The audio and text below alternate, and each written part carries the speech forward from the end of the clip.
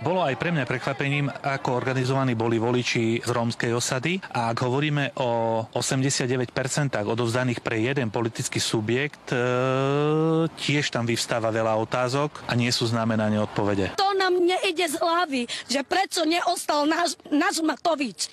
Môžeme bojovať za neho, lebo on za nás bojuje. V tejto kolónii to bolo drvivé víťazstvo Matovičovcov. Emócie ešte doznievajú. Povolebné rána bývajú pre mnohých voličov vytriezvením, rovnako ako tu vo Veľkej Lomnici. Každý mu veríme, lebo Fico nám povedal, že budeme mať po chleba. Starostovi sa to ale stále nepozdáva. No, podľa mňa boli motivovaní niečím, podľa mňa prehnane motivovaní, ale hlavne boli organizovaní. Nám nejde o tie 500 eur. My chceme, že aby bolo dobre. Kým táto pani šéfa Oľano velebila, ďalší sa nás pýtali, že ako to bude s tou odmenou za účasť vo voľbách, o ktorej kade-tade počuli.